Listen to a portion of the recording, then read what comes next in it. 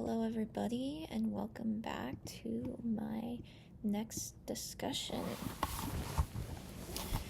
We are going to be doing the same talk, and this time I am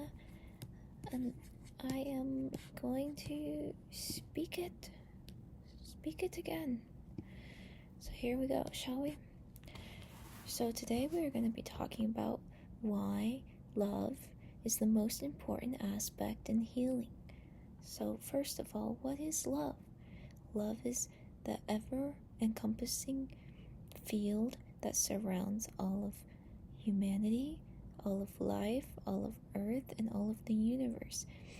It's akin to consciousness. It's always present and it's always here, but it's a matter of if we can access it, if we have the consciousness to be able to access this level of love. And remember that high consciousness means an ability to see from a high vantage point or a high point of view. So this love is here from God's vantage point, but if we zoom into our human lives, we often become very myopic and we are unable to truly access this love, this healing love. So why is love so important in healing? Well, really, any unhealed aspect of us or any trauma is one that has been fragmented from love itself. It's unable to be processed in the moment that it fragments, and thus it stays in our system as trauma. It stays as a dense and negative emotion, and is traumatic because the system at the time was not ready to process this trauma. So part of the soul goes away, and instead the personality structure becomes that of a protective mechanism that prevents any more harm to the inner world or to the inner soul. But as a result, it wounds and in some cases murders our souls. And through this, we become dissociated. We become dissociated from our bodies, from our experience, because experience or consciousness itself has dissociated into the unconscious, since what happened to us was too painful for our innocent souls to even endure. As a result, splitting occurs. We split from this unconditional love that holds everything, including the trauma itself. But at the time, our immature psyche was unable to fully feel and integrate that traumatic feeling, that very dense feeling. You can think of it as a feeling that is so overwhelmingly dense, and at the time our system didn't know what to do with this sort of feeling, so it just escapes and it leaves an unprocessed wound in our system, forever acting itself out until it can finally be resolved. This wound often comes with shame. Shame meaning the opposite of love. Shame is meaning I am unworthy, I am unlovable, I am vile.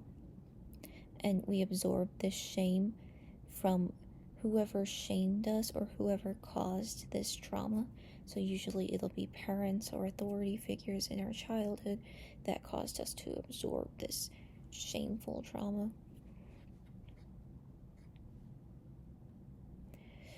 And some people say that shame isn't even a feeling, but it is a physiological trauma response. It is a physiological state. You can think of it as a very deep reptilian brain state that is trying to protect us from dying. Because back in the caveman days, shame functioned as a way to keep our system safe in a tribe-like society. We had to stay in the system, in the tribe, in order to survive. So if we did anything that caused shame, we would dare never do that again. But now we are in the present day where we have become emotionally intelligent, and we are wanting to heal our traumas, and we are wanting to flourish instead of survive in the caveman days. And even though we have this awareness now, we still have the physiology of prehistoric times. So, what does love have to do with all of this? Well, love is the antidote to this shame. Being able to access that unconditional love from on high, from on God, will be the ultimate cure to this absorbed shame. For God loves all aspects of the self, even the ones that parents or society say were bad and caused us shame and to become ashamed and traumatized. To love something is to take it as a part of oneself, to accept it fully, to bring it close to oneself, and to see that it is part of the self. So if we are able to take a part of ourselves that before we felt ashamed of, we are able to mend that fracture within our psyche, and thus mend the aspects of us that we've outcasted, bring it in, and with it we bring in that vital essence or that soul that was lost in the process, that consciousness and that experience. As we heal more and more and more, we become more and more conscious, because we have access to our light that was smothered from whatever you went through. But in childhood, from socialization process, we reclaim that light and that inner innocence that was stolen from us. And we look at aspects of ourselves that have caused us to feel shame or have caused us to feel traumatized, and we look at them through the lens of love. And this love is a transmission. If you work with any sort of clients, if you work with people, if you work in any sort of healing field, you will need to understand the importance of love in the healing process. To love another is to see all of them, see all aspects of them, and to take them in as part of self, as part of unity, to hold them close, and to hold them close with the tender, sweet love of God's love. And if you can transfer that love to your client, to whoever you're working with, or to your friend or your family member, you can quite literally open their minds and open their consciousness to a possibility that they didn't know before. If they felt ashamed of a part of themselves before, and you give them that vibration of love, you allow them to heal that aspect.